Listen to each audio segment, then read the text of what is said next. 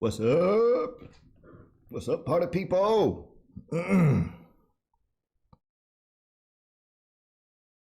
Planting corn right now in the field. Farmer man planting corn in the field. What's up, man? Let's do a little roll call action. 23 people in the room. What's up, everybody, party people? Let's see, we got Mike SSI checking it out tonight. Channel 6 RC, welcome. Jeff Henderson, Randy, Shadow Ops RC, William Murgita. I probably destroyed that, but that's okay. George Watts, welcome to the show, man. Appreciate you guys coming out. Chuck GRC, Mickey B, what's going on, brother? Troy Crank RC, TN Scoot, Jeff Toohey, Toohey RC, Dennis Farley, good to see you. Skyblazer RC, Robert Ramos, EQ, the Light Burner, hello, sir. George Watts, our man Gooniac, what's going on, Ray?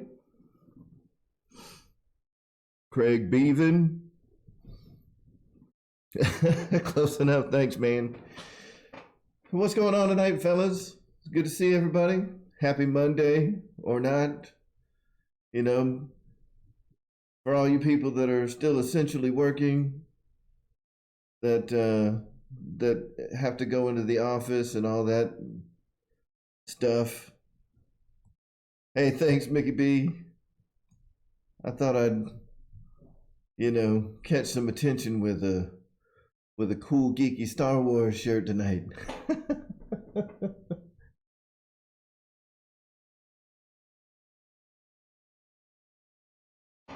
Jaime Ramirez, what's up? Yes.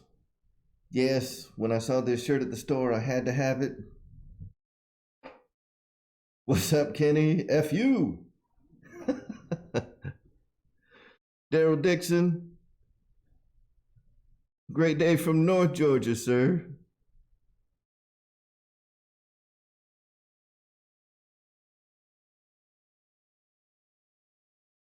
All right, you guys. Hey, Farmer Man. Just mentioned something. I want to give him a quick shout out. Farmer Man is 11 subscribers away from hitting 300, so let's hit him up and get him up to 300. If you haven't subscribed to Farmer Man's channel, get over there and subscribe. It's free. You don't even have to watch his videos if you don't want to, but let's help a brother out and get him up to 300 subscribers. I know that's a big milestone he's been looking for, so good deal, man.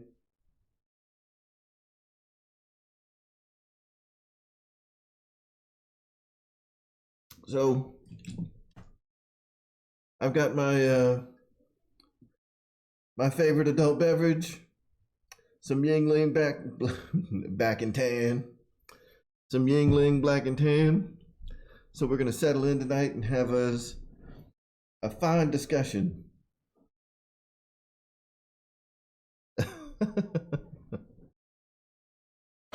It is George Watts. It is one of my favorites.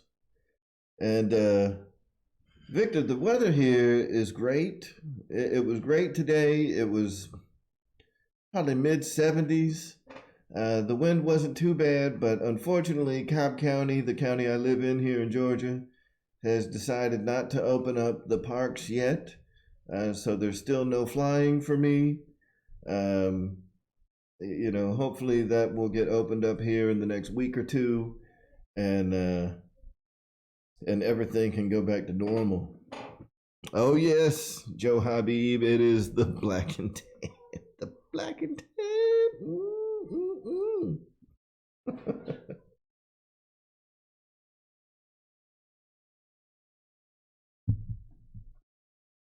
What's going on, Deuces Wild? Good to see you. Jeff in Lower Alabama. Hello, sir.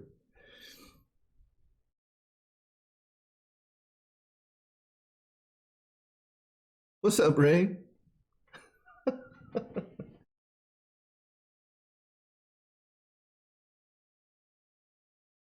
All right.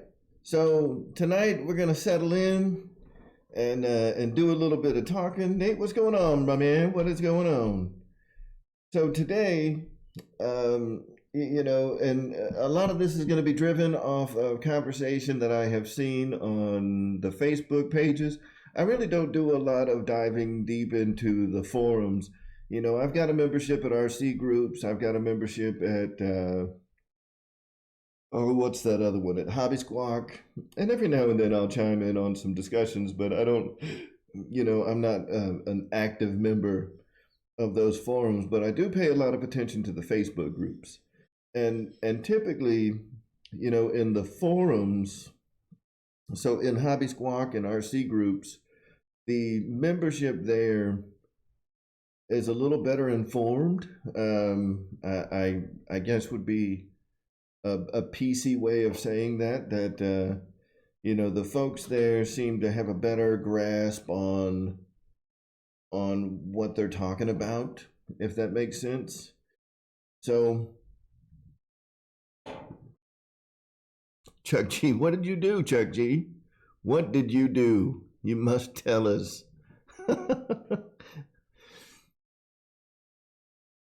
So anyway, and at least in my opinion, which is maybe valid or invalid, I don't know, and you guys are certainly welcome to chime in.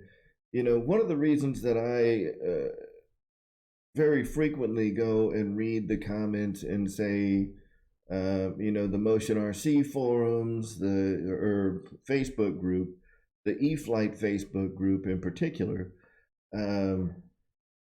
is because we get a lot of new pilots into those groups, and new pilots ask great questions and often get bombarded with wrong answers, or a mixed bag of either just complete garbage or people ridiculing them or whatever the case may be. People that have genuine questions that are looking for genuine answers but get met with just trash, and that it upsets me. And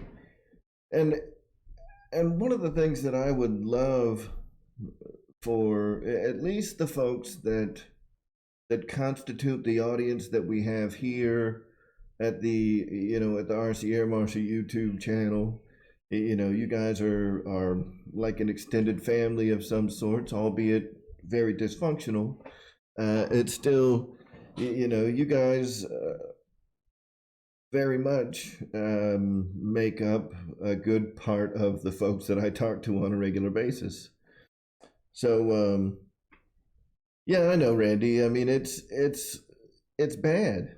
So, what I would love is, at least for the people that frequent these shows. I mean, we got 45 people in here right now, and 45 people who I assume, learn about this show either through Facebook posts or whatever the case may be. So what I would encourage folks to do is, when you get those questions from people that are new to the hobby, be genuine or say nothing. And what I mean by that is, if you don't know the answer, feel free to chime in, but be very clear that, the suggestion that you're making is your opinion. You know what I'm saying? And don't be a mean person. There was a guy that started just freaking diarrhea of the mouth, throwing crap out in the Motion Facebook group this morning. I mean, and it was early too. It was like 5 in the morning, and this guy just starts freaking man. I won't say the guy's name, right? Because it doesn't matter. But he was just generally being a mean person, right? I'm trying to stay reserved and not use my usual, foul-mouthed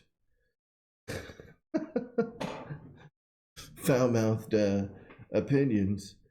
But the guy was just being a huge ding dong, and cursing people and telling people that they didn't know what they were talking about, or whatever. I mean, the guy was, yes, Chuck G, that he was being an ass. Um, and thankfully, James got on at probably about 8:30, deleted all the topics that the guy was in, and kicked him out of the Facebook group. So thank you to James. I don't know if he ever, jumps in here and listens to us, but it's just mean-hearted, and in the spirit of what we do. Yeah, Gooniac, for sure. Richard Liquor. In the spirit of what we do in the hobby, it's just not the right way to behave, man. We're all here to help each other out. And I know when I go to my field and engage with people that are new to the hobby, there's, yeah, Shadow, same type of thing. There's ways to handle those discussions, when it's a new person. Be kind to them. They may say, like, hey, I want to buy this F-15 and it's my newest plane. Don't be that asshole that jumps in and goes like, oh, take pictures, make videos, because this guy may or may not know that you're joking. He may get out there with a camera and try to launch a damn 90mm F-15 as his first RC airplane ever and put it in the ground and go home crying that day. It's not our responsibility, but it's just the good nature of most of the people that I've run into in this hobby to offer real, genuine suggestions to try to sway these people in a better direction, rather than offering them, nothing but, joking and, oh, you're going to wreck that thing. Well, listen, this is something, and sorry, my dog, he's always barking. It's one of the things that I say all the time is you catch a lot more bees with honey than you do with vinegar. Um, if you don't have anything nice to say, don't say anything. I mean, it's just that easy. Be a nice person, be a genuine person. Offer real constructive ideas on how to help this person come into the hobby and be successful. The last thing we want is for somebody to go and spend $500-600 on an airplane only to find out that that they really didn't have any business flying that plane, and it was too quick, or they didn't understand what stall speeds were and all that stuff. And offer suggestions on how to do it right rather than telling them how wrong they are. That's all I got about that. Let's be the better people. The folks that watch this show, the folks that are involved and like to participate in those kind of discussions. Let us be the better people and offer encouragement to these new folks to the hobby and get them started the right way. Make the recommendation that they get an Aero Scout or an apprentice or whatever your favorite trainer plane is. Make the suggestion that they not step into EDFs as their second plane or whatever. Let's guide them properly so they have a great experience, regardless of what your experience was like. At the end of the day, it's up to us to be good, genuine people. And that's what that's what I encourage all of us to do. So that's that. I'll get off my soapbox.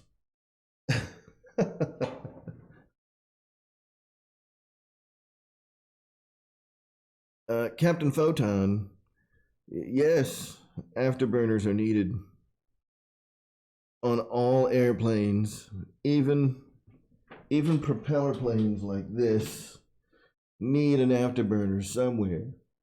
Whether it's in the cockpit and it just lights up the whole cockpit, whatever, man. We'll find a way to make an afterburner work, even in prop planes.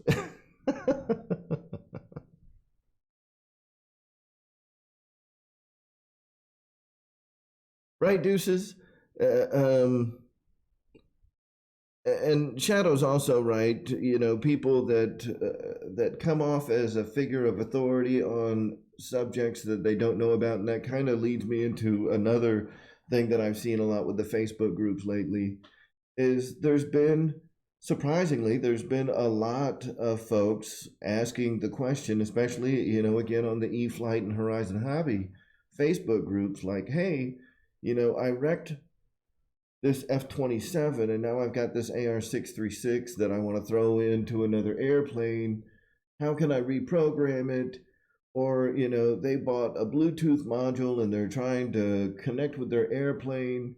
Guys, I know that most of the folks here, you know, if you've got an AR-636 and you have looked at my AR-636 programming series, a lot of you folks are redirecting them to that series, and I greatly appreciate that. But that's another thing, you know, like, I mean, I see a lot of comments on those types of discussions where people just spout off at the mouth, you know, and they're like, hey, no, you can't do that. The AR-636A or the AR-636B, you can't reprogram that thing. It's locked to an airplane, which we know, you know, if you've watched my AR-636 programming series, we know that that's a bunch of crap.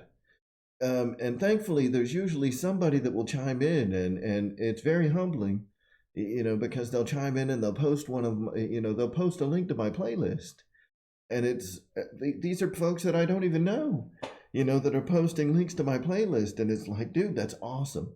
You know, but it just kind of goes to, you know, to Deuce's point that, I mean, or Shadow, that there's folks that don't know anything about anything that are coming across as they're an expert in the field. Like, dude, if you don't know what you're talking about, wait for people to chime in that do.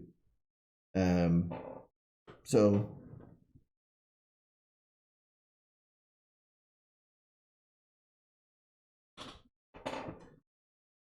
Pusa Studios, hey, welcome to the show, man. I appreciate it.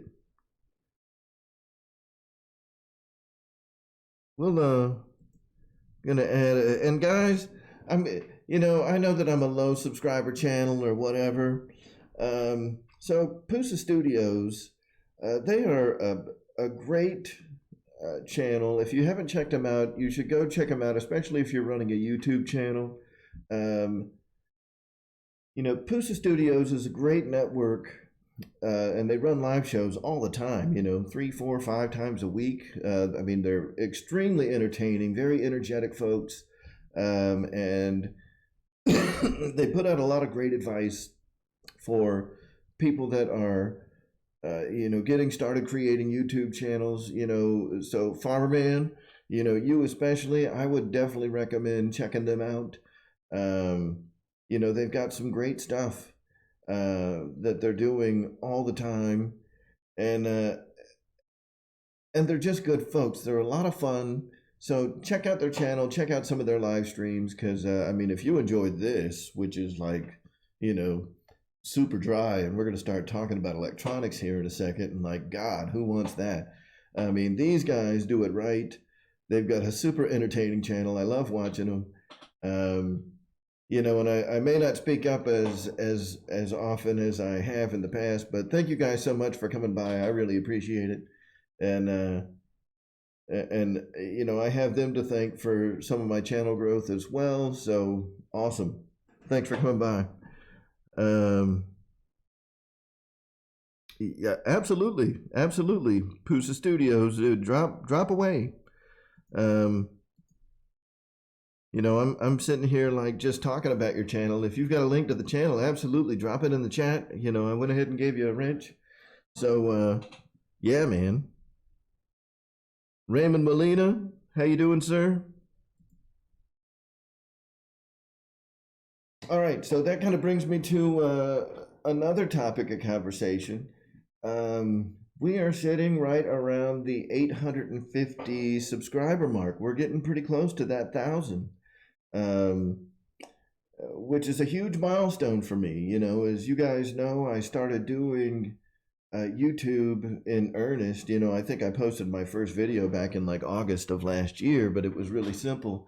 and really decided to try to expand and grow my channel and do things right back in December. So since December, where are we at? We're almost in May. So for that 4 or 5 months, things have really taken off, especially for such a niche, um, a niche market for YouTubers, right? The RC, YouTube.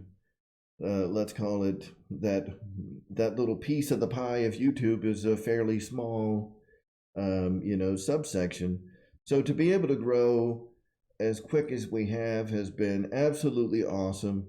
And, and thank you guys for being a part of that. Now, as we, I know, Deuces, I am. So we're getting, we're getting really close to that 1,000 subscriber mark. If I had to put, my Confucius hat on for a second and guess when we're going to hit it, I'd say probably sometime within the next month to, sometime within the next 4 to 6 weeks, which, may sound forever, but in the, in the world that I live in, it's pretty quick. Chuck G, you guys are where it all started, man. We're going to be here every week. So we're absolutely gonna, continue to do these live shows and interact with all the people that helped us get started. And, once I am able, we're absolutely doing another, crazy wheel giveaway, which, it's funny, Pusa Studios. Pusa Studios, I'll definitely enter the chat and let you know when I'm getting close. Because that is great. Whenever they get somebody over the 1,000, they blow it up. I mean, it's a pretty pretty cool occasion over there on the Pusa Studio show. So hopefully you guys have a live stream when we're sitting at like that 990 point. I'll shoot you a message.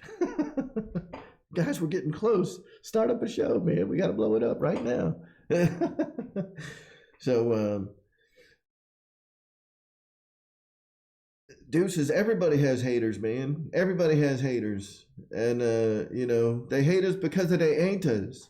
Go watch the interview, man. They got this funny section where, they've got the guy from Fresh Off the Boat is playing like Kim Jong-un, and who is it, James Franco, when they're talking about, people hating on him, and James Franco says they hate us because they ain't us, which I think is funny, but the guy that's playing, Kim Jong-un in this horrible age, I mean, he is Korean, so, he has a good Asian accent, but he's like, they hate us because they ain't us.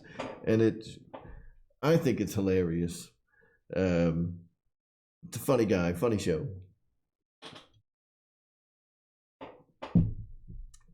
So anyway, when we get there, I'll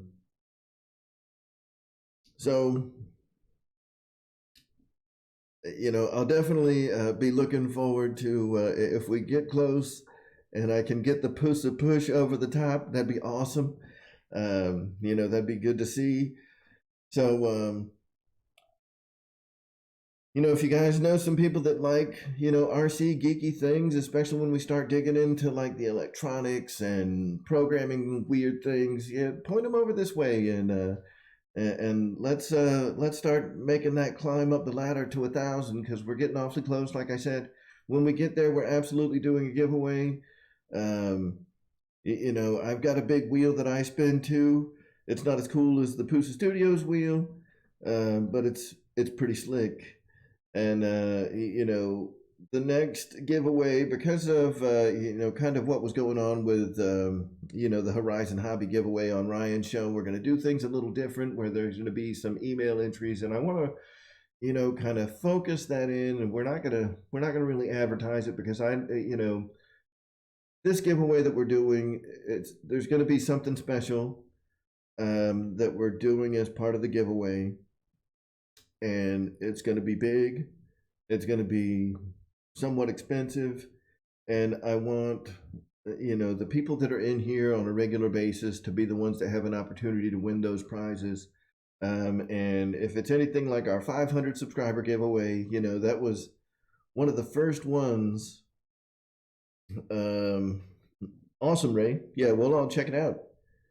So, it's going to be in debt to RC Joe B. Aren't we all, brother?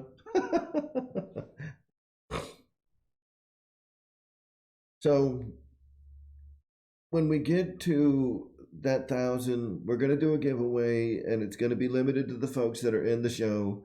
But the way that you will enter to win will be a little different than what we've done before. And hopefully it will be as successful as the 500 sub giveaway, because that one, I mean, we blew it up on the 500 sub giveaway, and hopefully the 1,000 sub will be bigger and better, and the way that we're going to set up eligibility and who can win and how to kind of prevent some of the cheating that we saw before. That's all going to be coming here in the next couple of weeks as we get closer to that 1,000 mode. So everybody kind of stay tuned for that, because it's coming. And I think we might do something like a Havoc or a DX9. A DX9 is something that I think that everybody would enjoy, and everybody can use no matter what your skill level is, right? So, I don't necessarily want to do like a big airplane, because if somebody wins a Havoc and they're not ready for EDFs, you know what's going to happen. Even people that are ready for EDFs wreck those things. So, I think we're going to do something cool like a DX9 transmitter for the grand prize of the 1,000 sub giveaway, and I think that would be awesome. What? Who wrecks a Havoc? And I think that would be something that everybody can use no matter where you are in the hobby, and it's going to be something that you can use for years and years. It's not something you're going to get bored with, like I don't like jets anymore, I don't like warbirds anymore, whatever. A DX9, man, that's something that you're going to carry with you forever. So I think that's Shadow. I've thought about that, but let's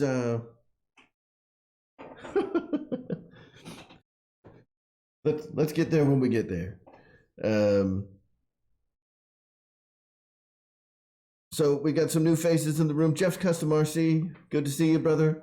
Let's go ahead and do some quick shout outs to the weekly shows, because I see Pilot Ryan's in here. I saw Jeff's Custom RC, Farman's in the house, Gooniac's in the house. All these people that are doing live chats. So the Hell 9000. So thanks to all the other folks that run these live shows, and everyone's always doing shout outs, and we're not to the end of the show yet, guys. So what's up, Kevin Trappin? Good to see you. Craft King #1, good to see you, buddy. Northeast FPV, hello, sir. Steve J. So the ideal LVC settings. So let me get that question here real quick. So if you have the option to set whatever you want as your LVC, one of the things that we have to remember with batteries, right, is even though the nominal voltage of a battery is about 3.7 volts, and we like to bring them down to about 3.8 volts per cell. Now we're talking per cell. I like to set my low voltage cutoff to be about 3.5, and the reason for that is because as we pull current from those batteries, the batteries are gonna experience something called a voltage sag, right? And that sag is as we're pulling current, and especially high current, the more current we're pulling, the more the voltage is going to sag down. So if you put your low voltage cutoff at like 3.8, you may get up in the air with a freshly charged pack at 4.2 volts per cell, and you have your voltage cutoff at like 3.8, you're going to hit 3.8 volts almost instantly. I like to set it at like 3.5, maybe even as low as like 3.4, 3.3. Which of course we don't want our packs to get that low, but once the pack equalizes back out, like when we get to that low voltage cutoff and the ESC is bitching at us and it's saying like, hey man, I got no more, now we can comfortably bring the airplane back in and land it. And when you get it on the ground, what you're going to find is that you were sagging down to that low voltage cutoff. But once the pack equalizes and the sag goes away and we're no longer experiencing that current draw, it's going to equalize and the cells are going to go back up, right? And they're usually going to go back up to about 3.8, 3.7 volts. Some people don't like 3.7 as a storage voltage. I know universally it's kind of accepted that 3.8 volts per cell is kind of where we want to be. But honestly, anywhere between 3.6 and 3.8 is fine. And 3.7 is what's known as like the nominal voltage of your cell. So, to me, anything between 3.7 and 3.8, you're in a good spot right there.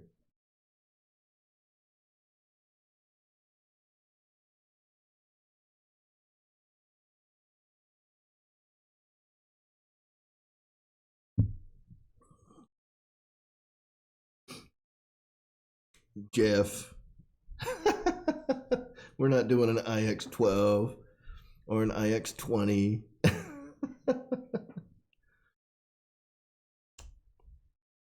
So, in debt to RC Joe B, whose Spectrum S2100 charger stopped working today. I have not experienced any issues with my smart charger. It's been extremely reliable since I got it. I would encourage you to get in touch with Horizon Hobby, and I would hope that they can help you out. The only issue that I've had with a smart product at all, I had one of the 6S4000 50C packs, and the little board that they put in there, can transmit your individual cell voltages across the little single data wire that it has going into, say, a smart checker, a smart ESC, and through the smart ESC into a smart receiver like the AR637T. I had an issue where the voltages that were getting passed by that data wire were quite a bit off, about 3 to 4 tenths of a volt off of reality. So when you plugged in the balance lead, which are tapped directly into the cells, the balance lead read fine, and everything was in good balance, but I had one cell that was way off, and it was creating a lot of issues, especially like in my P51 Mustang, the 1.5 meter from Horizon that has all the smart equipment in it. That was reporting, cell imbalance issues and things like that. I called Horizon and they sent me a brand new battery. So always give Horizon a shot. And I think that they will. I think they'll help you out. I certainly hope that they do. They've always been great to me. And remember, if you weren't here for the beginning of the show, I'll tell you the same thing. You catch a lot more bees with honey than you do with vinegar. So, just be nice to them. Explain what happened. I know that the hold times suck, and but Horizon has phenomenal customer service, and just work with them. And if your S2100 has stopped working, I'm confident that they will do what they can to help you out. I mean, I can't make any guarantees on behalf of a company that I don't work for, but I think that they should certainly be willing to help you out. All right. Nice, Ryan. I'm kind of going through the chat right now. He's got his Millennium Falcon shirt on. I got my X-Wing fighter shirt on.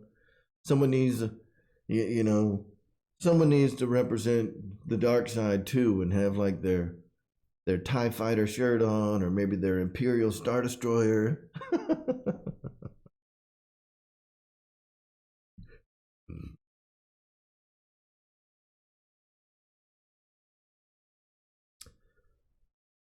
So in debt to RC, I gotta ask the question: did you try it at another outlet?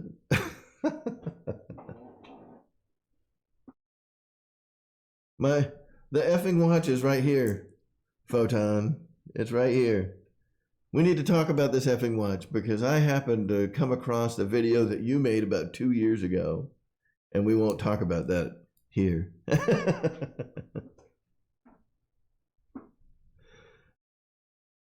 But it is a sweet watch. I do like it.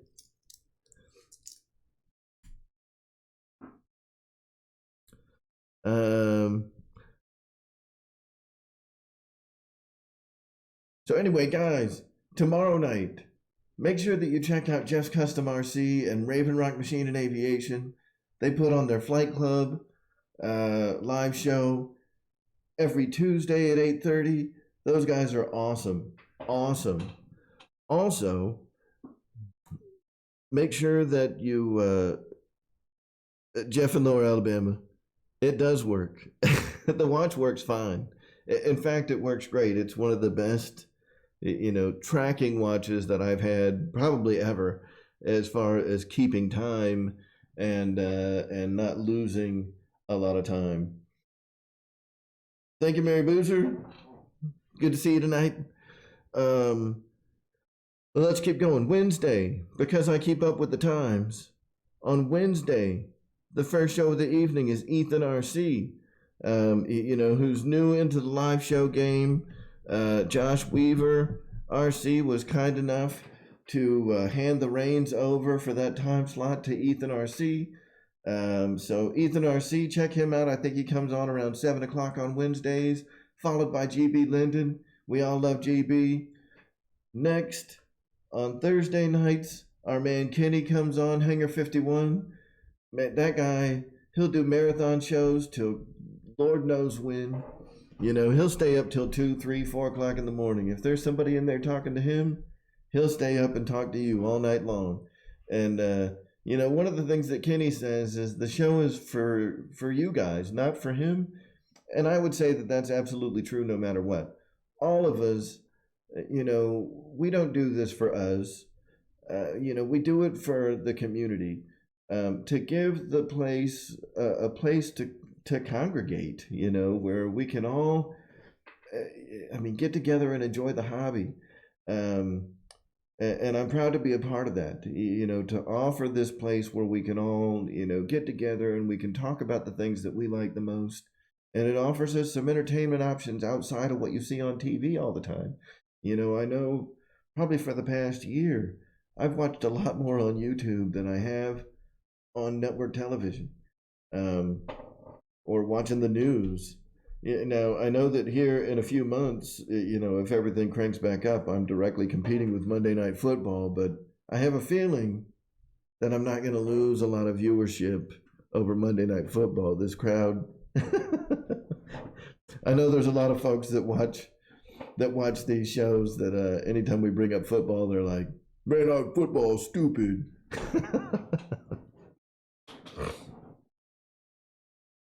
See, 200 driver, that's my perfect guy right there. Matt M, hello, sir. Friday nights, our good man Dave's RC comes on whenever he wants to. And he runs a great show. He's a little neurotic. He's all right, though. He's all right. This coming Friday, as a matter of fact, on Dave's RC, I'm going to be helping him out running a show where we're going to spin a big old wheel and we're going to be doing a giveaway. And Dave's RC, he's also really close to 1,000. So if you haven't checked out his channel, be sure to go over to Dave's RC and check him out. And if somebody wants to throw a thank you, Lightburner. I appreciate it, man. Shadow, I am certainly trying. I'm trying to get in touch with Dave and find out what he wants to do. I know that he wants to spin a wheel instead of digging from the hat. And if someone wants to throw a link up for Dave's channel, I'd appreciate it. Guys, check out Dave's RC. Awesome dude.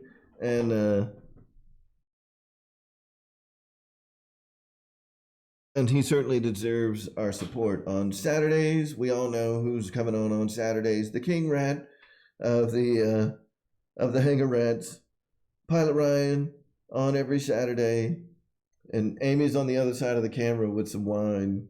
You know, wine? Well, whatever she's drinking. Is that some champagne? It's like not. It's kind of like a. See, everybody's sitting here saying like, "Where's Amy? We hear her, but we can't see her." Yeah, she probably doesn't. She probably doesn't want you to see her right now. So, what about a turbine? Nope. Nope, no turbines here. My field turbines are prohibitado. No turbines at CCRC. I only got a 400-foot runway, guys. Now there are certainly some other fields here in Georgia that support turbines, but the expense of one of those things, you know, even if I got one of the cheaper turbines, like what is like an HSD, I mean, we're still talking $4,000 or $5,000, you know, to get into an HSD turbine. Or I could pay $1,000 for the EDF version. I'm a lot more inclined to buy $1,000 plane than I am a $5,000 plane. You know what I'm saying? So that is true. That is true, Photon. So, and then on Sundays we got the Merry Boozers, so make sure that you check them out. Those guys are also a lot of fun. And milestones for these channels. Dave's RC is getting really close to 1,000, so be sure to hit him up and let's push him over the edge. The Merry Boozers getting really close to 3,000, so let's get them over the edge. You know, let's support all of our friends in RC and give them all a thumbs up and go and support their channels, because everybody in this community is awesome. Guniac, I have not mentioned because I don't know if Ray has like picked a spot where he's going to go live consistently, but I know that Guniac has been going live here kind of sporadically throughout the week, and I think he's trying to find, you know, where he wants his spot to be. And because he's on the East Coast, or I'm sorry, because he's on the West Coast, I think he's planning on doing a live show right after here. He's already drinking adult beverages on camera. It's not illegal.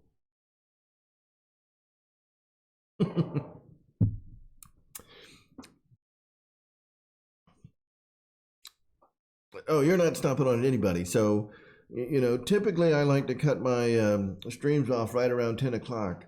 So, you know, if Ray wants to go on like right after me, you know, and we can, you know, come up with a mutually agreeable time, we can do something similar to, you know, the handoff on Wednesdays, where if he wants to go on at like 10 on Mondays, which for him, you know, that's actually earlier. I think what are we talking, like 7 p.m. Pacific time, right? I've got no problem, you know, doing a handoff like that with Ray. Now, for tonight, I want to go and grab some things because, you know, I don't necessarily, well, we won't grab them. We're just going to start talking geek. So what I wanted to talk about, like the meat and potatoes of the conversation tonight, is you know chargers and why some folks get disappointed when they get a new battery, especially as you move up, right? As you move through the hobby, because a lot of people are going to start with a real basic charger. In fact, let me go and grab a couple things.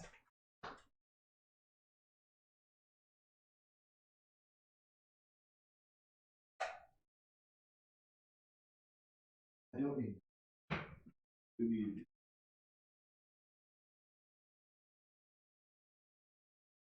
All right.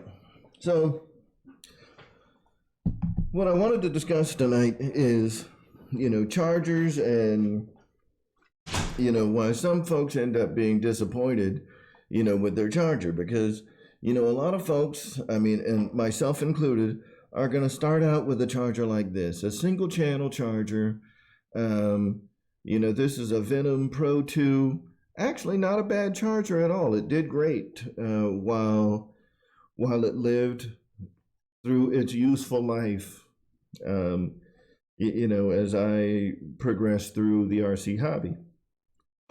So the Venom Pro and other similar chargers like this, you would get the impression just based on like the balance leads, because you can hook up. What do we got there?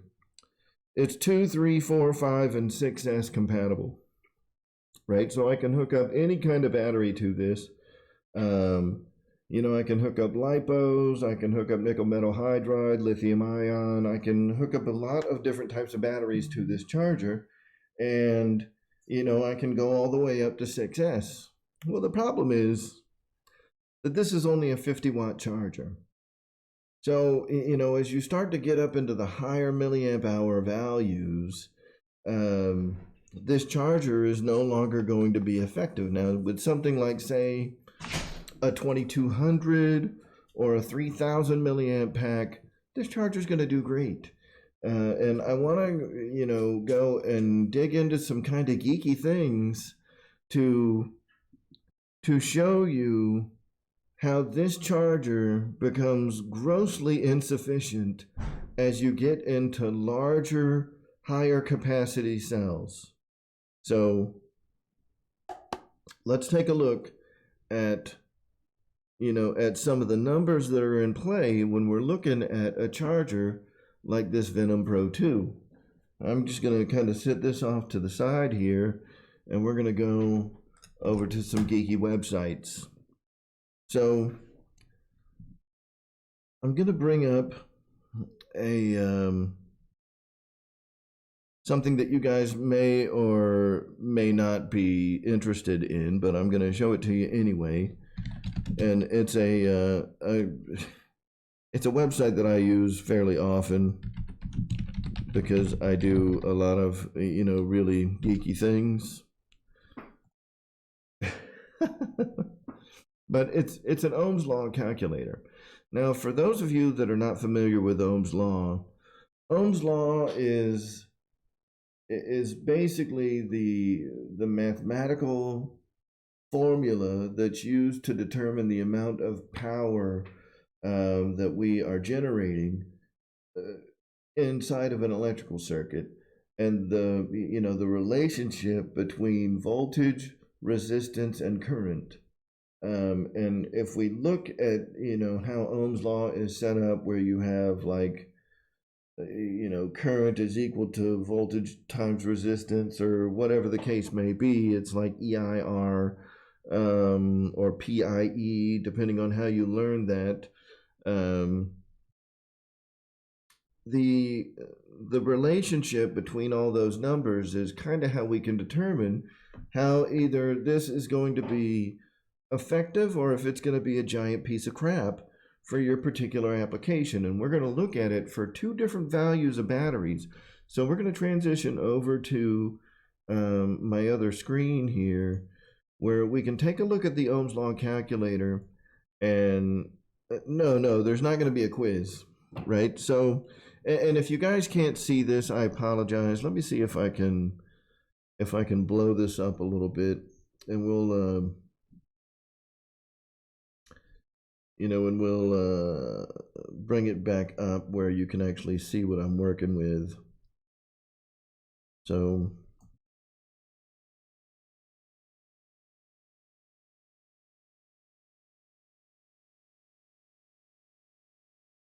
I'm going to try to get this going a little better.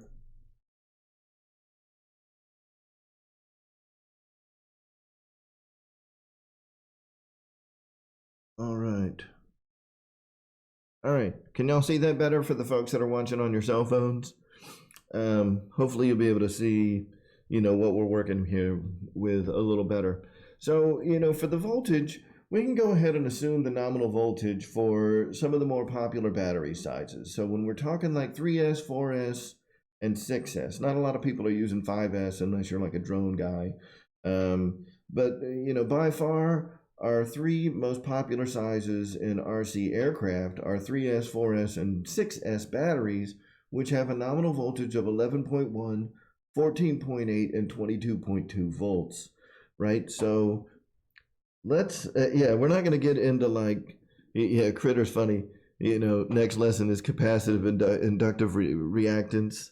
No, we're not going to get into like capacitive reactance and all that stuff and Kirchhoff's law of voltage and all the other crazy stuff that goes along with, how to calculate, resistors in parallel and series circuits and, capacitance and inductors and all that crap. We're not going to get into all of that.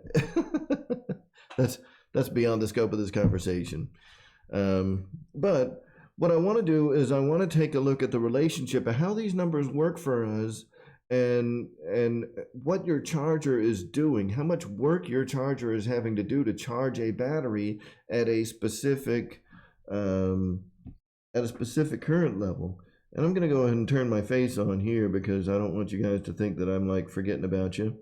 All right. So now you guys can see me again. Okay, so let's take a look at, how things change and how they alter, especially when we're looking at the different values here, right? So what I want you to pay attention to is my two top calculations are going to be voltage and current, or the two top parameters that I'm going to enter. So we're going to start looking at like 3S batteries with a nominal voltage of 11.1 volts, right? So we're going to put that in our Ohm's law calculator, and we're not going to put anything for power at the moment, right? So based on, when we talk about charging at different C levels, so when we talk about charging at like 1C, 2C, 3C, 1.5C, whatever the case may be, that is usually derived from the milliamp hour capacity of the battery, right? So a 2200 milliamp hour battery, for example, would be able to charge at 1C. So just to keep the math simple, we're going to do everything based off of 1C calculations and find out like why our little charger, our little Venom charger is a real piece of crap. When it boils right down to it. So at 2200 milliamps for a 3S battery, we're talking about a 2.2 amp charge rate, or the current is 2.2 amps. Now when we calculate that, it's going to tell us how much power it takes to charge a battery at 2.2 amps. So how much current or how much wattage do I need? How much power do I need to create to charge 11.1 volts at 2.2 amps, right? And the answer is 24.42 watts, right? So right around 24.5 watts. Now that is for a 3S 2200 milliamp hour at a 1C charge rate. Now, when I change this, right? So say I want to charge, so I get a little bigger airplane. I've still got this same charger, right? I get a little better airplane. And now I've got 4S 3200 milliamp hour batteries. So now my voltage changes, right? So we're going to clear out all these parameters. And now I've got a 14.8 volt battery, nominal voltage. And my current with a 3200 milliamp hour 4S pack to charge at 1S, does anybody know what that would be? How much current do I charge at 1S for a 3200 milliamp hour 4S battery? Can anybody tell me? It's homework time. 3.2 amps is absolutely correct. So Mike, SSI, everybody's got the right answer. 3.2 amps.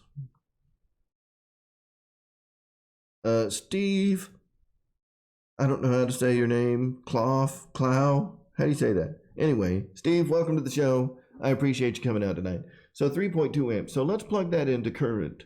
3.2 amps, right? And now let's calculate that. So 47.36 watts, right? Now, this charger is 50 watts per channel, right? We are riding the ragged edge of what this charger can do when we're looking at a 4S 3200 milliamp hour battery. Now, for giggles, I want to see what is the maximum current. So we're going to do things a little bit backwards. What's the maximum current that I can charge a 4S battery on? Because one thing that this charger absolutely will not do, and every charger is the same, right? A lot of chargers you're going to see in here, I think the max charge current that this can put out is 6 amps, where on this charger, which is a Spectrum Smart S2100 charger, it's 2 channels, 100 watts per channel, or if you're only using a single channel, it will actually combine the 2 channels into one and allow you to charge. It's not actually 200 watts. I think it gets up to about 190, but still, it can charge at a much higher wattage than this charger. But, you know, on this charger, I can set up to a 12 amp charge current. And on this charger, I can charge up to a 6 amp charge current, right?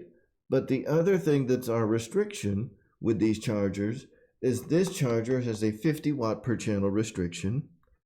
This charger has a 100 watt per channel restriction on dual channel mode. On single channel, we're looking at about 190 watts, right? So are you ever getting 1C charge rates? Really? And let's take a look at those numbers again. So when we look at something like a Venom Pro 2, 50 watt charger, on a 4S battery, so down here, or up here at the top, for voltage, the number that I've got in place is 14.8, which is the nominal voltage, right? And that's just a working voltage.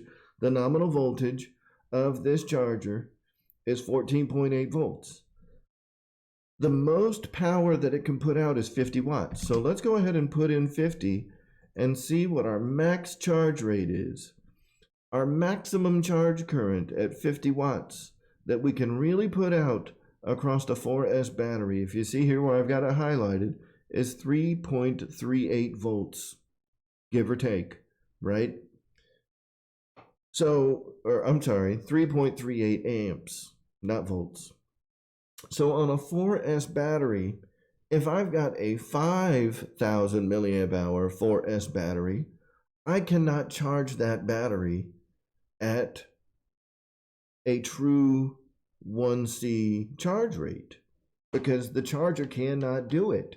And we haven't even gotten into 6S yet, right? So, you know, let's look at what the numbers need to be for me to get a 1C charge rate on a 4S 5,000 milliamp pack.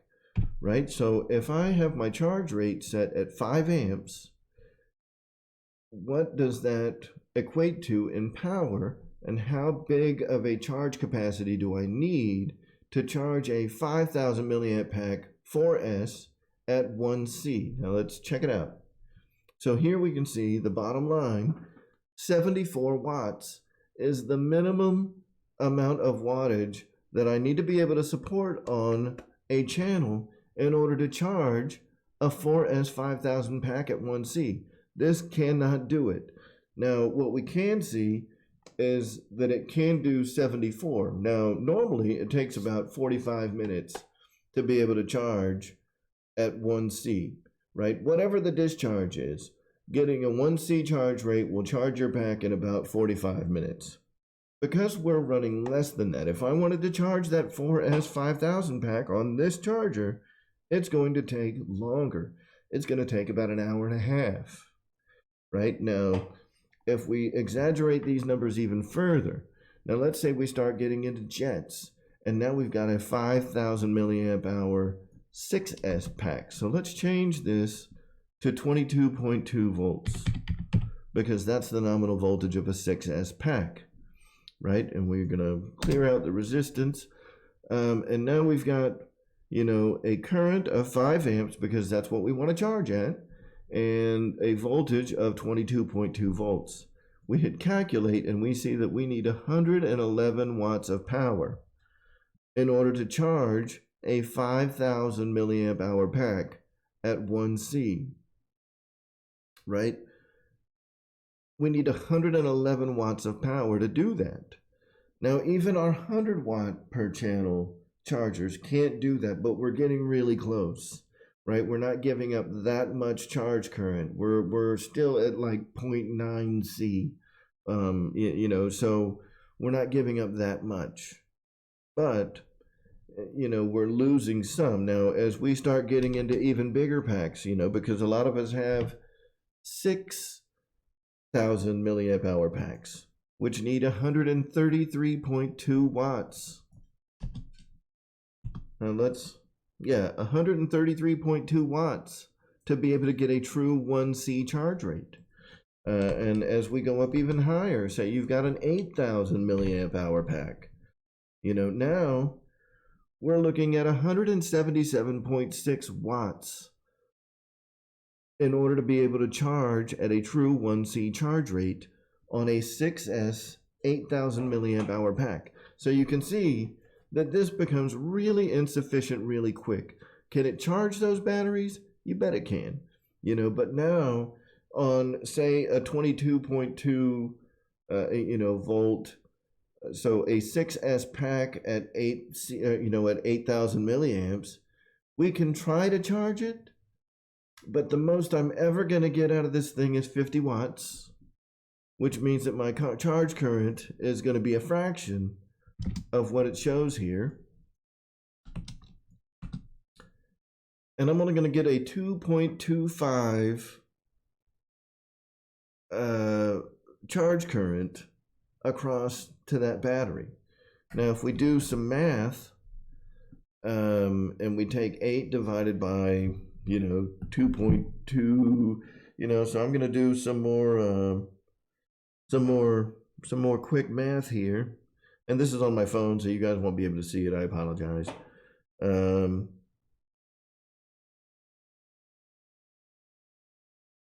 So that's about 3.5.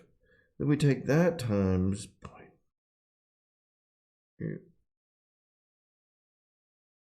So we're looking to be able to charge that 6S pack on a 50 watt charger is going to take about 2 hours and 40 minutes. 2 hours and 40 minutes. So, you know, when I see folks that are like, hey man, why can't I charge? And I'm not pointing anybody out, but this kind of goes back to the beginner questions, right? Like, hey, I just got 6S packs. I can't, you know, they're taking way too long to charge. I'm setting my charger up to charge at 5 amps, but it's just taking so long. And that's when you got to look at like the wattage of your charger, right? So, and hopefully everybody kind of understands those relationships. Now, what I want to take a look at here is, what are some chargers that can really punch out that beef, that can really give me what I want? And I want to take a look at a variety of different chargers. Now, I mean, as you guys know, I mean, I wear my little Spectrum hat and I wear Spectrum shirts and I use a lot of Spectrum gear and I review a lot of Spectrum gear and I'm making videos on Spectrum gear. I will brush on smart chargers, but they're not always the best. So we're going to touch on a variety of different chargers, which I think are great, and go on from there. But first, I want to answer some questions. So I'm going to go back to full screen here. And George Watts, thank you, sir. I appreciate. George Watts just made a contribution to the channel, so thank you, George Watts. I appreciate it. I don't have super chats yet, but they're coming. So thank you. I really appreciate you doing that. Everybody will get a shout out, that does do that, because I'm super appreciative. And if you look down, in the ticker right there, if you want to make a contribution to the channel, if the information that you find here is helpful or whatever, big or small, doesn't matter, $5, $50, whatever. I appreciate it all. And down here in the ticker, it's got a URL that you can go to make a contribution to the channel. So again, thank you, George Watts. I really appreciate it. Now, let's talk real quick about. I think I just completely lost my train of thought. So let's go back over and start talking about chargers. Now, there's a lot of really popular chargers out there. In fact, this Venom Pro 2 is or was a pretty popular charger, and they're all kind of based on the same circuitry. So I'm going to bring up a variety of chargers here that can get us over that hump, right? So when we start graduating up to more advanced airplanes and we're getting higher capacity batteries, higher voltage batteries, so we're going up to higher cell counts, so we graduate from like 3S to 4S, 4S to 6S, we can get a charger that's actually going to meet our needs. And let's go ahead and take a look at some of that stuff that's out there. Now, I'm going to start with the charger that I've got here because I think that it is, a fantastic charger. And that is the Spectrum S2100 charger. Now, like I said, it offers 100 watts per channel. It's AC/DC, which is important, and I'm going to bring that up here again shortly, because as some of you guys will see, as we start getting into higher current, higher wattage capable chargers, so higher power chargers, they're either going to be gargantuan, or in order to keep them compact, it needs a separate power supply. So we're going to get into that here in a second. Now, this charger, the S2100, like I've got here, is a 2-channel, 100 watt per channel capable charger. And I have had very good luck with it. And when you combine the 2 channels, so if you're only running like one battery either on channel 1 or channel 2, it actually doubles the wattage. So, can we charge that 8 milliamp hour pack? Yes, but we can only do one at a time. And we can charge it at a true 1C charge rate. So, being able to get up to like 190 watts on an AC charger is really cool. And, if you're looking for something or to get into the smart ecosystem, this is a fantastic charger and a fantastic way to do that. And it's relatively cost effective when you consider that it's got that power supply built in. It's $150, so great charger for the money. Now let's go and look into some of the other smart chargers, something that's a little bigger, a little better. So we get into, say, a Smart S1200. Now the Smart S1200, this is a 200 watt per channel. So, right, just like the S2100 can do 200 watts across a single channel, well, this particular charger is only one channel, right? But it's a DC only charger. It's very small, very compact.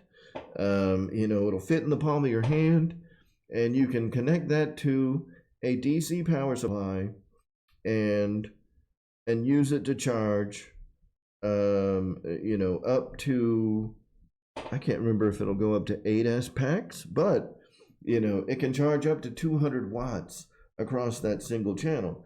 Now, here's another thing that's really cool about this charger is that, yes, it uses DC, but I believe it's either an EC3 or EC5 power input section.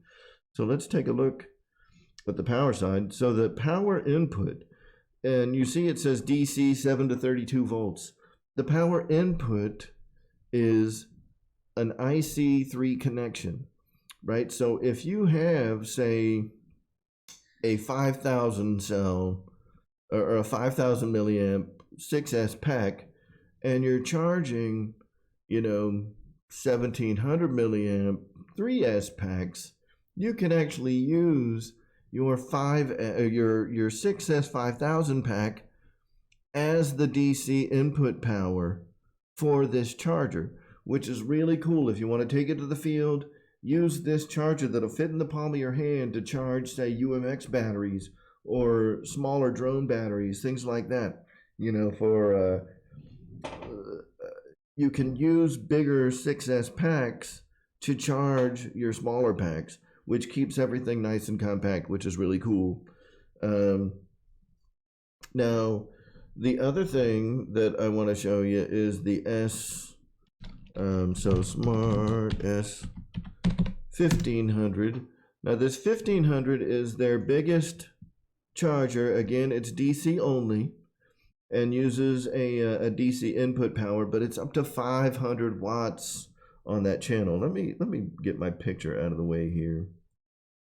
Or, let's just see if we can move up. That's the problem, is I was a dork and I forgot to change the way the website looks. Sorry, guys.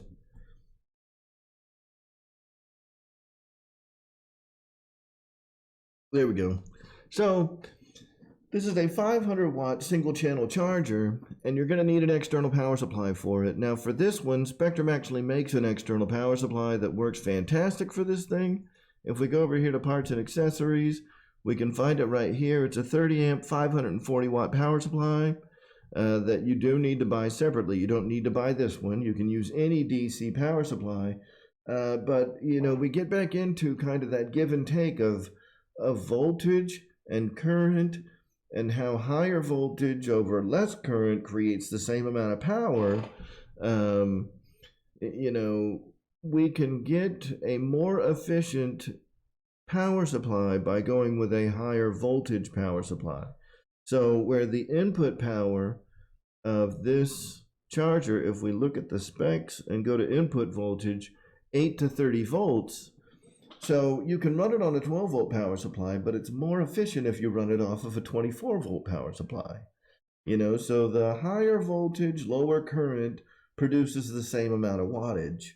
And that's the goal, when we're using these external power supplies. So even though you might have, like, say, a 12 volt charger, if your charger will support a 24 volt power supply, I always recommend going with the higher voltage, lower current, more efficient charging source for a DC power supply.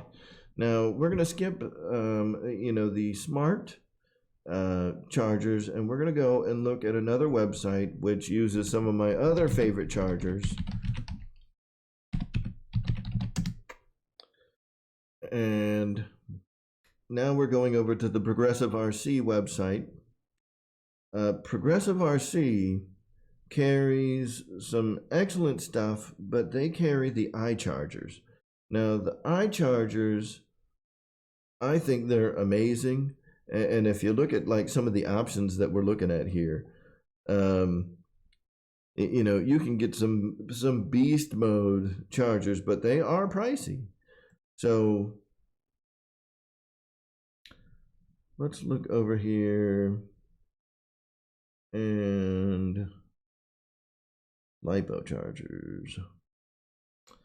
So this is another one of my favorite chargers, is the iCharger series. The iChargers are very good, and you know, for you, those of you guys that are in the know, the Spectrum chargers like we have here, like the S2100, all of the Spectrum line, these are all um, made well. Spectrum and Horizon are in a partnership with ISDT, and the guts of these chargers are ISDT chargers. The software on them is not, um, and the software on them is getting completely revamped, and we should see that around summertime. The UI on these things is completely changing, so you know the folks at Horizon are again making some more kind of their special touches on these chargers, but these are made in conjunction with ISDT. So if you guys are familiar with the ISDT chargers, when I talk great about these Spectrum chargers, I'm talking great about ISDT chargers as well. So kind of keep that in mind. TCAT RC Creations, it's good to see you. So let's take a look at some of these iChargers, right? Because these things are incredible. Now, like the 4010, $350, right? What do I get for $350, right? So this thing, when I see 4010, what does that mean to me? Well, it's dual channel, right? That's what the duo at the end of the part number means. It is 40 amps up to 10 cells per channel. 40 amps per channel, up to 10 cells per channel, right? So on each channel, I can have up to 1,400 watts. 1,400 watts of charge power. I mean, you can like blow somebody's fingers off with this thing. Now, do I need that much? No. But here's where it gets very interesting, right? Why do I need that much power, right? Because, and let me grab one more little toy.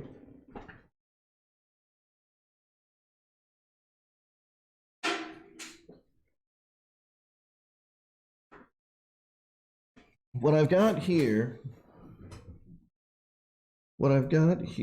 let's see. Let me go back over to my main camera. What I've got here is a balance board. Now, a lot of you guys are familiar with what a balance board is, but when we're talking about using a balance board, you know, I mean, it's not that funny. It's pretty simple when you start adding batteries to a balance board. All right, there's a couple of little steadfast rules that we want to keep in mind when we're using balance boards. Number one, you'd never, ever, never mix cell types, right? So, and that goes with chemistry and cell count, right? So I never want to take like lithium ion and lithium polymer and nickel metal hydride and combine them on a balance board. Never, never, never, right?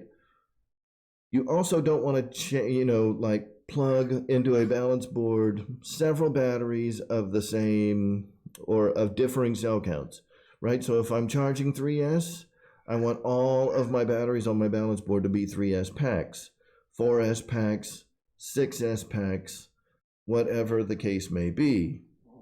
Now, and RC WAS, dude, it doesn't have to be identical milliamp hour. Capacities really don't matter, especially when we look at like the bucket theory, and we can get into that if you want to, but just if I would ever ask you to trust me, this would be the time that, you just kind of have to push the I believe button, and if you want to get into that conversation, I could make a separate video about it, but the capacities don't really matter. What's really important is cell count and chemistry, right? So if I'm using a balance board, what I do is I'm adding up the milliamp hours for each battery that I put on there, because the total capacity changes as I continue to add, right? So if I've got like 6S packs, and say they're all 5,000 C packs, 6 times 5,000 is 30,000 milliamp hour. Not sorry. Let me back up a little bit. I've got six 6S packs, so I'm at 22.2 volts, right? Because the voltage doesn't change, but the milliamp hours is cumulative, right? So I've got 6 times 5,000, right? If I've got 6 5,000 milliamp hour packs, I'm running 30,000 milliamp hours, which means that I need to be able to charge that thing at 30 amps, right? There's not a lot of chargers out there that can do that, but the iCharger 4010 Duo can do that all day long, right? So if we transition back over to that, this thing is capable of doing up to 1,400 watts per channel and 40 amps per channel, right? So what does that do for me? Now let's look back over here at the Ohm's Law calculator. We've got 22.2 volts. I've got 30 amps, and let's clear that out. Let's clear that out. Let's calculate that. Now it says 666 watts. I can do up to 1,400 watts. So that tells me that with that iCharger, if I'm doing parallel charging, I could charge literally 12 6S batteries all at once. Bad ass, guys. Bad ass. I mean, that is a beast of a charger. A beast of a charger. And Guniak is right. The parallel boards can overheat, and there are parallel boards out there that have safety functionality built into them. Because Ray mentioned that, I want to go back over here to Progressive RC, because another thing that they have, which in my opinion is some of the best products on the planet for being able to do parallel charging and things like that. Now, am I condoning, parallel charging? I don't advise against it, but if you're going to do it, make sure you understand how to do parallel charging right. Make sure that you're adhering to all of the different kind of safety guidelines that are associated with parallel charging, and that you understand the cumulative values of milliamp hours and how the voltage and milliamp hours all kind of play into each other, and make sure that you're using really good parallel boards, right? I cannot stress that enough. Chintzy parallel boards will fry, and they will create heat and cause problems. Now, when we get over into, what kind of parallel boards are good, Progressive RC, again, is making some of the best stuff out there. So when we look at like multi-port safe parallel boards, these are parallel boards that have thermal protection. They are boards that have that they're fused, or they have like thermal capacitors or thermocouplers and things like that are self-resetting. So if it overheats, it will disconnect the battery from the circuit. There's very good methods of doing this where we can stay safe and still be able to take advantage of parallel charging. Now, and the only reason I mention this is, most people are not going to be able to do 6 5,000 milliamp hour batteries or even want to. But, there are ways to do that, and there are ways to do it safely when you're using the right equipment, when you're using the right chargers, when you're using the right parallel boards. Even the batteries, just need to be of a higher quality. When you start talking about stuff like this, but you could take, theoretically, you could take one of those 4010 chargers, or even a 406. I know somebody else had asked for me to show the 406 charger from iCharger, which is also just a beast of a charger, because it's also 40 amps, but it can only do 6 channels. Or it can only do up to 6 cell packs instead of 10 cell packs. The 4010 is a little more versatile because you can do up to 10 cells per channel. The 406, basically the same charger, still 40 amps per channel, 1,000 watts per channel, and up to 6 cells per channel. So if you're not running anything between 7 and 10 cells, you don't need a 4010. A 406 will do great, and they're just beast chargers. But if you look at the price, $299.99, they're not cheap, and they require a DC power supply. Now here's where things get crazy, right? These can take up to a 30 volt DC input power, and I believe the 4010 you can do even higher than 30 volt input power. I believe that one will take up to 52 volts of input power.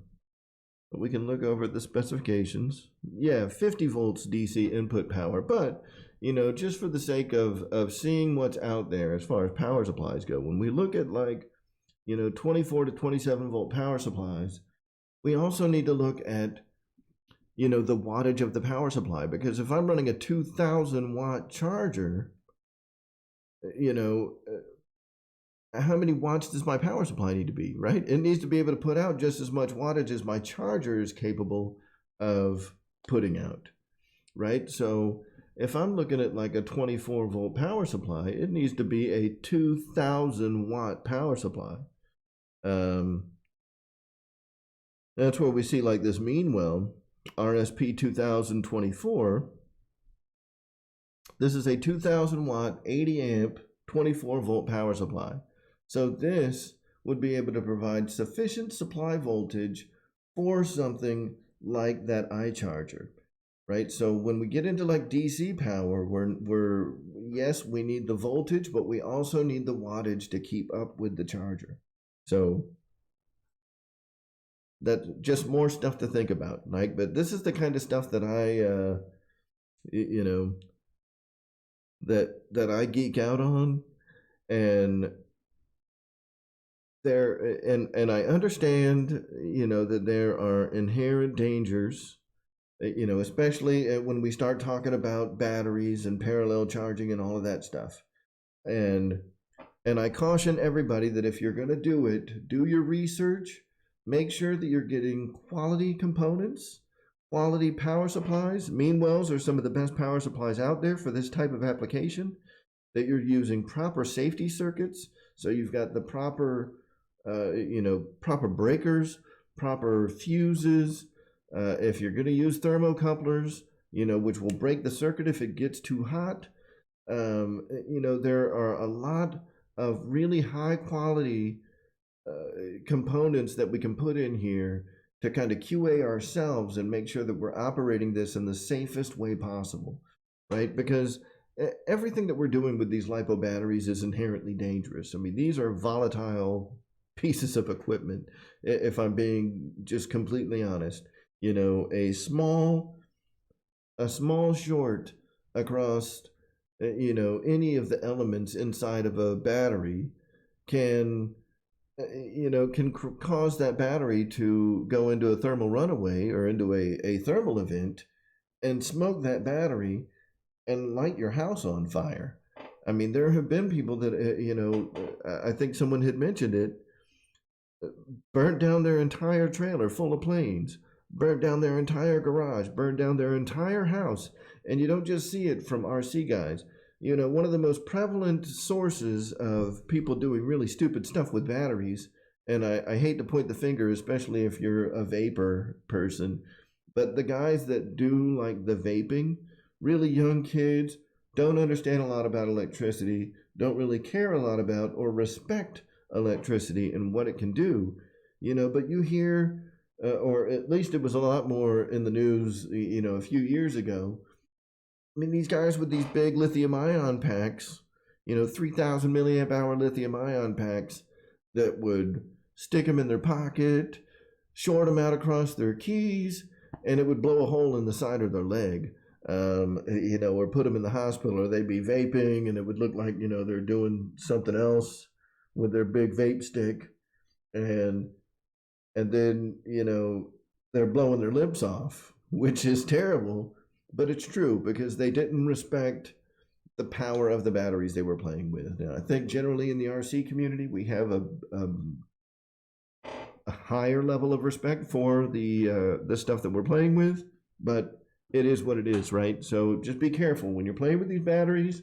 Make sure that you're using high quality equipment, that you're using good charge equipment, and that you understand the relationship of what you need to get the best charge or the best charger for your application. So if you're charging one battery or if you're trying to charge 6 batteries, whatever the case may be, there are chargers and equipment out there that you can do this, and you can do this safely. And guys, I wouldn't try to steer you wrong. I mean, this is what I did in school, and it's what I've, electronics is what I love. I would never try to steer you guys down a path that was dangerous, which is why I am stressing the use of high quality components if you're going to get into one of these solutions. And please use me as your consultant. Most of you guys know how to get in touch with me. If this is something that you want to set up, come talk to me and I will help you, put together a system that's going to be safe and you're not going to blow up your house. I don't want anybody's house to get blown up, and I want everybody to have the most pleasant experience that they can in the safest way possible. So now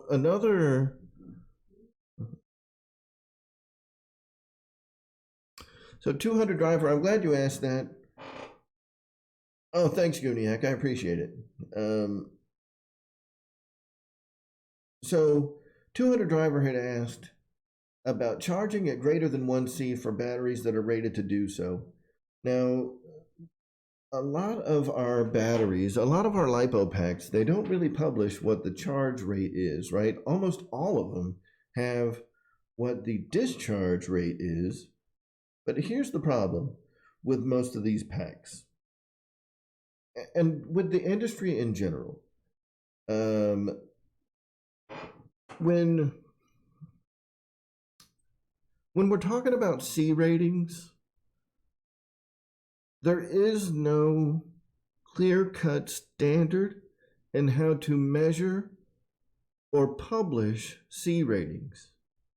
And what I mean by that, and the reason that I say it in kind of a serious tone, is because every manufacturer of batteries publishes and determines and tests C ratings their own way, right? So what one person might call this C rating, like our batteries can take this maximum current draw.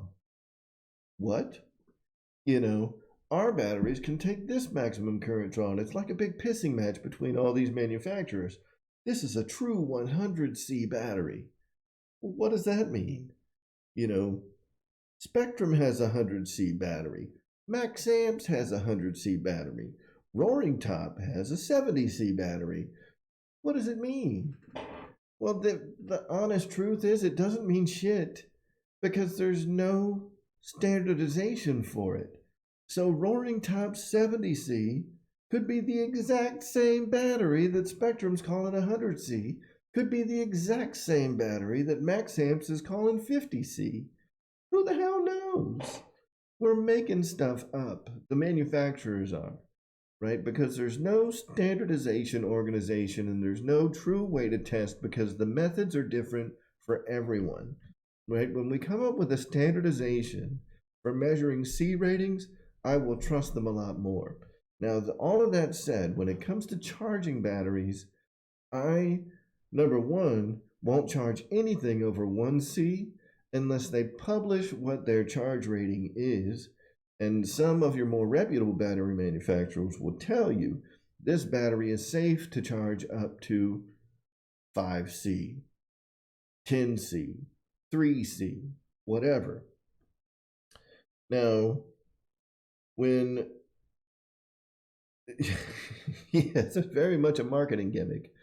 Now, when I go to buy a battery and it tells me like the maximum C rating for this battery, I normally will not exceed half of the recommended C rating for charging, right? So, like my Spectrum batteries, they have a published charge C rating of three, um, of 3C. I normally don't charge any more than 1.5C, and that's when I'm at the field and I want to charge a battery in like a little bit less time. Typically, I always charge at 1C for the most part.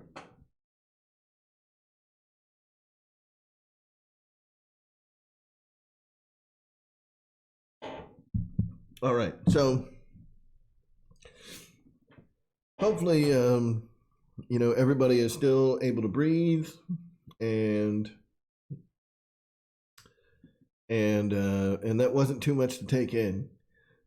It's one of those subjects where I get pretty passionate about it, and I want to be able to put out information that is good, that is clear, that's concise, that people can understand.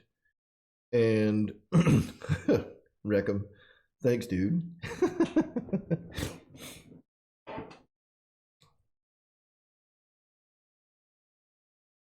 So that people can understand and have something to reference back to later, right? So, when they start wondering, like, why doesn't my charger get to, like, I told it to charge at 6 amps, why isn't it getting there? It's probably because your charger can't push enough watts on that single channel to get you to the charge current that you want to be at. So, make sure that, we don't need to learn Ohm's law and why it works and how it works and why it was, invented and all that stuff. But know that there's a website called ohmslawcalculator.com, which can help you be able to do this stuff. In fact, we'll take a look at it again. This is ohmslawcalculator.com. And, it'll tell you what's up. You need 2 out of any of these 4 values because Ohm's law, using any 2 values, it'll give you the other 2, right? So if you have voltage and current, it'll give you resistance and power. If I've got power and current, I can get voltage and resistance, whatever the case may be. Any 2 of those measurements, it will allow me to derive the others. And even though I've got power here at the bottom, just keep in mind that like watts typically, where it says is like voltage times current. The 3 big ones are voltage, current, and resistance. And wattage is wattage is derived from those 3 values. So voltage, current, and resistance are the big ones. And wattage is the amount of work that circuit is doing based on the numbers that you get from those other 3. So just kind of keep that in mind. That wattage is a derivative. The other 3 are your fixed assets in an electrical circuit, and wattage is a derivative of what those 3 components of your electrical circuit are doing. So let's go back over here. So whenever we come back next week, freaking you guys.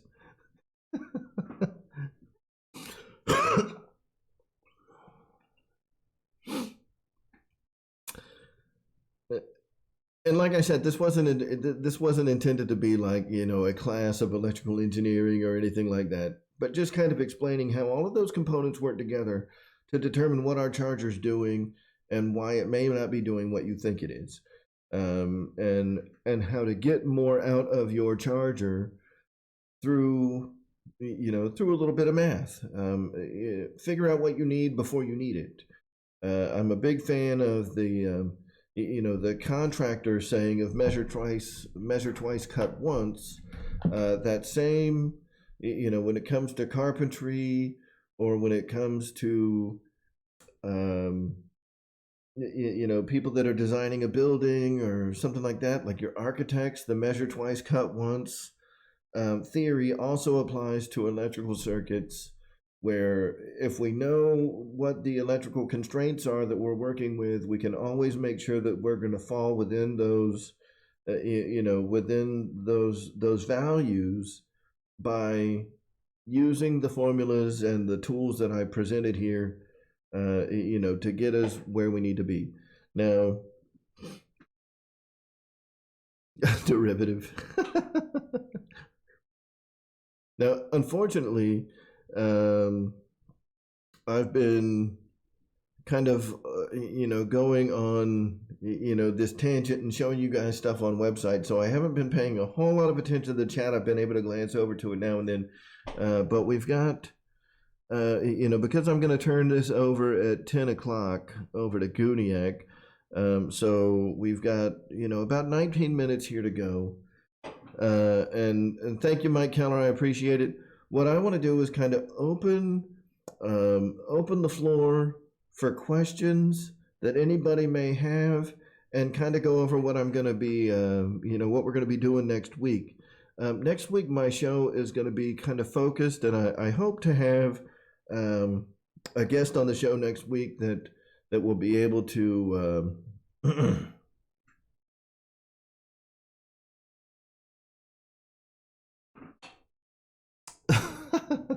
So Robert Ortleb says, "Plan your videos, turds."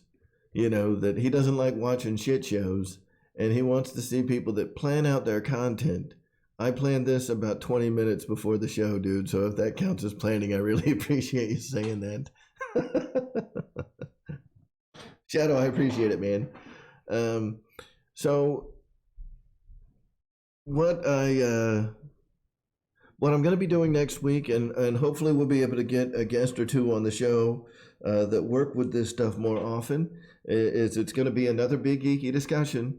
Maybe not quite as geeky as this one, and it'll be one that more people can relate to, because I want to get some, you know, some live examples and some real world, you know, right now stuff going on, where we're going to talk about 3D printing. And I know it's in the description for this video, but we're running out of time. So I don't want to get into it. But next week, we're going to be talking about 3D printing using CAD software, computer-aided design software. And in our case, we're going to be using a product from Autodesk called Fusion 360, which is free to use for people that are just doing home stuff. So we're going to be doing a quick, you know, like, how do we make parts for RC airplanes? How do we use that for our hobby? How do we get a drawing onto our 3D printer and start using it? We're going to be talking about the CAD software, the inception of the production of a part, the you know, the conclusion, like how we create that part in a CAD design, how we export that and bring it into what's called a slicer program, and how we move the drawing from the slicer program, what that slicer program's doing, how it sends that data over to the 3D printer. And so next week, I hope to be able to go from, you know, and it'll all be very simple designs, because, you know, if we go too complex with it, the print is just going to take too long. But go from opening Fusion 360, design the part, export the part, bring it into a slicer software, export it to my 3D printer, and have a finished part in my hand that is reflective of what we created in our CAD software by the end of the show. So we'll be able to get all that done inside that 2-hour time frame. And you know, Ryan, I'm also a big fan of 3D prints. But you know, the reason that I wanted to do it is because I got asked this morning by somebody, like, hey, can you, like, there's no design for this part out there. I want something that can do this. And I was like, yeah, man, I can put that together for you. So, you know, I started going through this, and it was like, man, it'd be really cool, because there's a lot of videos out there that tell people, like, this is how you design a part. There's a lot of videos out there that say this is how to 3D print shit. But none of them kind of walk you step by step through the whole process, start to finish, of how to do that. So, so I think that that will be helpful to a lot of folks. And we'll have some links and some things, and talk about some different products and things that are out there that will allow you to kind of get started with hobby grade, part design, how we can use designs that are created by other people, like in Thingiverse. How do we bring those in? How do we get them to the printer? And maybe talk about some of the different materials that are used in 3D printing and how to make 3D printing work for you in this hobby. Because I know a lot of people, they see these 3D printers, right? And they're like, well, I mean, yeah, it's only $200. Trust me, guys, 3D printers are getting a lot more cost effective. For $200, you can get an awesome 3D printer that can print almost anything and not have to wait for parts to come from China. Yeah, it'll take you 3 hours to print it, maybe 3 days, but it's a lot faster than you would have to wait for the freaking Olympic swimmer in a canoe to bring it over from China. I'm just saying. So it's great stuff, and I want huge China. Ryan knows what I'm talking about. So that'll be cool. And Ryan, we're going to be talking about PEDG. We're going to be talking about PLA. And we're going to be talking about, some of the flexible filaments as well, because you can also print tires for your airplanes that are really good. So,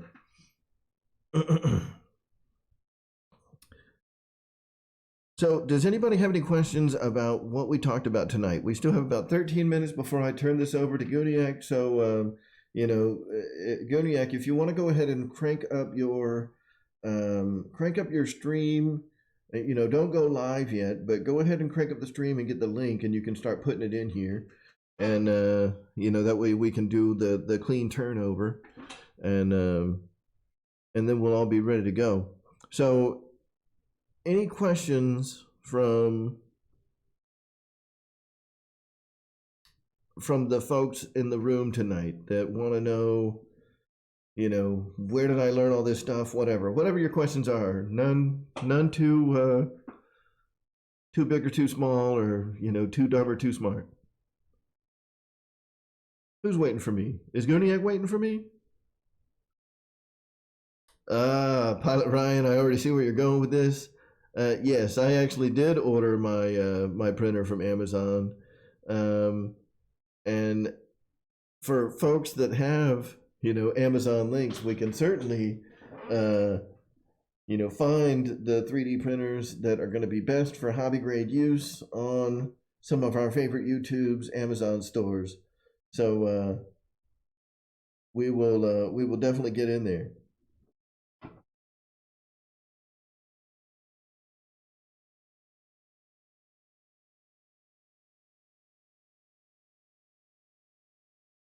Thanks, Victor. Yeah, I mean, if you guys are looking for things like accessories for chargers, especially when it comes to balance boards or, really good power supplies, so we're talking like 24, 48 volt power supplies for your DC only chargers. Take a look at Progressive RC, especially the Meanwell power supplies. The Meanwell power supplies are extremely high quality. They've got great quality control. It's a made in China product, but what isn't? But Meanwell makes some outstanding industrial power supplies, and they're going to be a lot safer than the folks that are taking like 2 server power supplies and like paralleling them together. This stuff is all done for you. You don't need to worry about any of that crap, and they work awesome. You plug them in and go. Talk about the plane behind me. So, yes, this plane behind me is actually the subject matter for the series that I'm doing right now.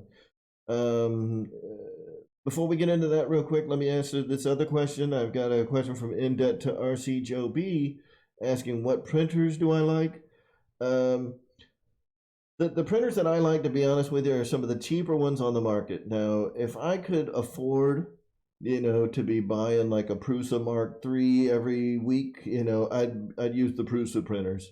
But for my money and the time that I take to kind of tune them, I'm a big fan of the Creality Ender series. So like the Ender 3 Pro and the Ender 5. Those are fantastic printers. But you have to put the work in them to make them right. Excuse me. So what I was going to say about this is my E-Flight Commander MPD, and this is the subject of my AR637T programming series. So all of the work that you're going to see as I continue to progress through that series and get the videos published, all of the work that I'm doing is on the Commander MPD as we take this and we get the AR637T programmed and we convert this from a 3S to a 4S power system. And, you know, I mean, I've already got it going. It's just getting the videos, you know, recorded and published and edited and all of that stuff and getting them all, you know, just right. So I make sure that what I put out there for you guys is as good of information as I can. But yes, this will be, I mean, it's smart now, y'all. It's smart. It's got an avian ESC and an AR637T receiver in it now, and it's passing all the smart telemetry battery, you know, the battery telemetry and the motor RPM and altitude telemetry over to my IX12, and it's awesome. And I can't wait to be able to kind of share that with you guys. So, you know, until I'm done with the series, this is probably going to be what's sitting behind me for a while.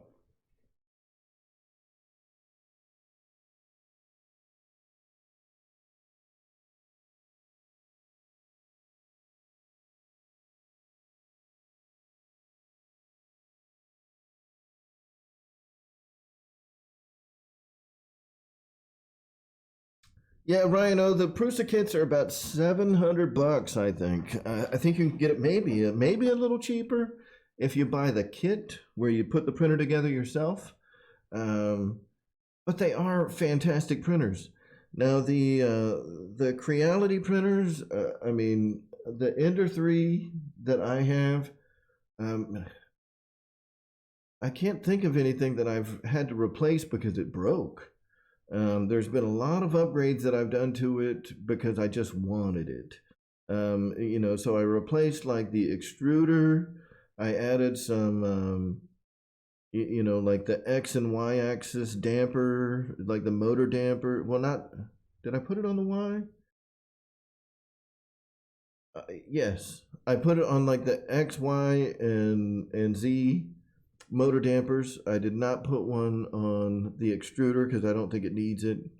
And I did some other, you know, minor upgrades that that really didn't add much. And there's a lot of printed upgrades that I've put on the printer, but for the most part, the thing has been fantastic. I've had really good luck with it over I think I've had it for maybe 3 or 4 years now, and it's performed flawless. I've never had an issue.